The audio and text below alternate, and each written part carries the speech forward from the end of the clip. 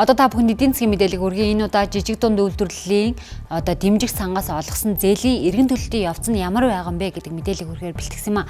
За тэгэхээр 2009 оноос хойш одоо тухайн компани хэдийн хэмжээний зээл авсан, эргэн төлөлтийн хувьд одоо хэдийг нь төлсөн бэ? Одоо хэр сайн зээлдэгч вэ гэдэг мэдээлэл нь бол яг энэ цахим мэдээллээс бол харагдаж байна. За ингээд 2009 оноос хойш мэдээллүүдийг ингээ харахад жишээлх юм бол за 31-р дугаарт байгаа Баруун Алтад Тулга гэдэг компани байна. За тухайн жижиг дунд үйлдвэрлэгчдийн хувьд нийт 45 сая төгрөгийн зээл аваад 23.4 сая төгрөгийн зээлийн эргэн төлөлт нь бол одоо төлөгдөөгүй үлдчихсэн. За ингээд муу зээлдэгч болоод үлдчихсэн. Анх бол одоо 2011 онд тухайн зээлийг авсан байна. Ингээд 2016 онд багтаад буюу 5 жилийн хугацаатай ийм зээл авсан идчихсэн. Зээлийн огт төлөөгүй муу зээлдэгч болжээ. За энэ мэтчлэнгээр 2009 оноос хойш 2022 он хүртэлх зээлийн мэдээллийг харахад бол 300 гаруй жижиг дунд үйлдвэрлэгчид тухайн сангаас бол зээл авсан байдаг. За гэвч зээлийн эргэн төлөлт нь бол хангалтгүйг харж болно.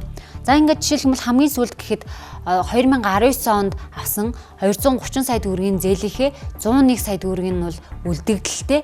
Ингээд 2024 онд багтааж төлөх ёстой байсан идчихсэн тухайн зээл төлөгдөөгүй учраас муу зээлдэгч болчихсон. Ийм аж ахуйн нэгжийн тоо бол маш олон байгаа.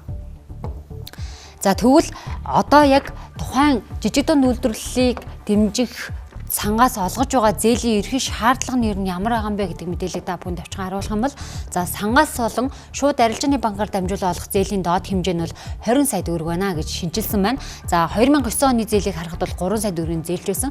Энэ бол сүүлд шинжлэгдсэн одоо журам гэсэн үг.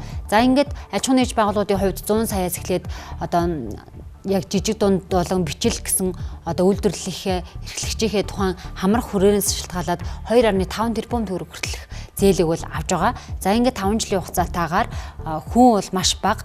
Хүн бол нэн журмын дагуу олгох хөнгөлөлтөө зээлийн хүүгийн хэмжээ тухайн банкны жижиг дунд үйлдвэрийн зориулалтын зээлийн хүүгийн доод түвшингээс бага байх гэсэн ийм залттай. За гэтэл одоо салбарын сайдын хувьд бол энэ мэтчлэн өмнөх одоо зээлүүдийн эргэн төлөлт муу байгаа энэ цаг үед бол зээлийн төлөх хугацааг бол уртсах шаардлагатай гэж үзсэн.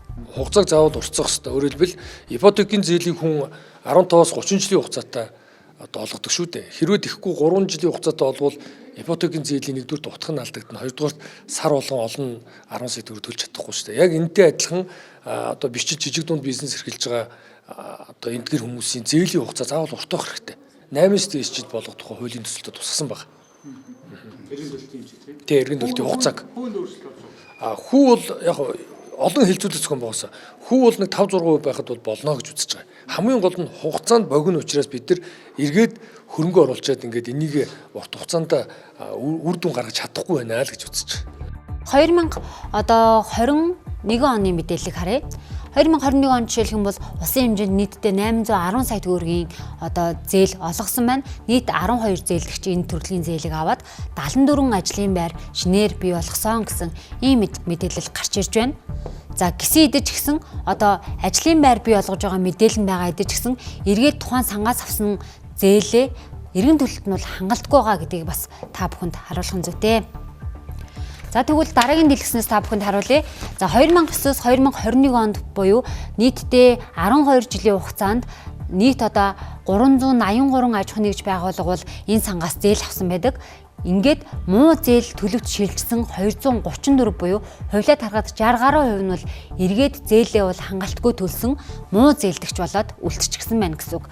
За ингээд 2020 болон 2021, 2025 оны одоо зээлийн дүн мэдээллүүдийг та бүхэнд харуулж байна. 2020 он гэхэд нийтдээ 22.8 тэрбум төгрөгийн зээл жижиг дунд үйлдвэрлэгчдэд олгосон. За нийт 249 зээлдэгч хамрагдсан. Шинээр бий болсон ажлын байр нь 1689-оор хэмжигдэж байгаа. Гисэн идэж гисэн мөн адил зээлийн эргэн төлөлт нь хангалтгүй байгаа.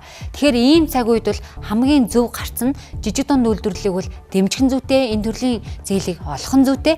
Гэхдээ одоо зээл авж байгаа хүүг нь бууруулах, нөгөө талдаа зээлийн эргэн төлөлтийн хугацааг нь 8 жил ба түүнээс дээш хугацаагаар уртсгах нь нэн зүйтэй гэж бол ийхүү салбарын сайд үзсэн. За мөн дээрээс нь мэргэжлийнхний зүгээс ч гэсэн энэ төрлийн зээлийг бол одоо эргэн төлөлтийн хугацааг нь уртсгаснаар тухайн жижиг дунд үйлдвэрлэгчид бичил бизнес эрхлэгчдийн хувьд эргээд хөгжих, за илүү өргөжинд хэлэх боломж нь нэгднэ гэж бол үзэж байгаа юм а.